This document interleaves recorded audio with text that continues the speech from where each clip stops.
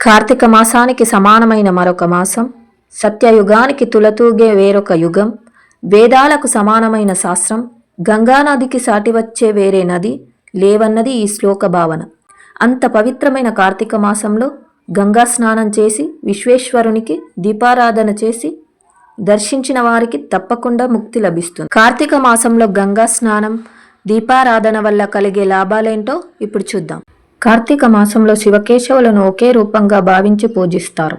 కార్తీక పౌర్ణమి పుణ్యదినాన నదీ స్నానం చేసినప్పుడు కృత్తికా నక్షత్ర కాంతి శరీరంపై పడి అనారోగ్య సమస్యలు దూరమవుతాయి. ముఖ్యంగా మానసిక రుగ్మతలు తగ్గుతాయి. దీపం వెలుగుతో శ్రేయస్సు, ఆరోగ్యం, ఐశ్వర్యం ప్రాప్తిస్తాయి. దీపజ్యోతి చెడు ఆలోచనలను నాశనం చేస్తుంది. కీర్తిని, జ్ఞానాన్ని అందిస్తుంది. ఆవు నేతితో వెలిగించే కార్తీక దీపం సర్వ శుభాలను ప్రాప్తింపజేస్తుంది.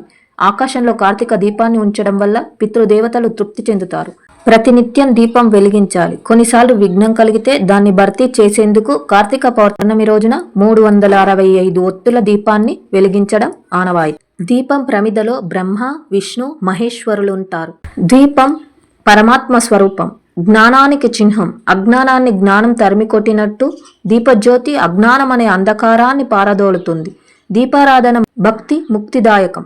కార్తీక మాసంలో శివాలయంలో దీపం వెలిగించడం మరింత శ్రేష్టం. Please do subscribe for more information.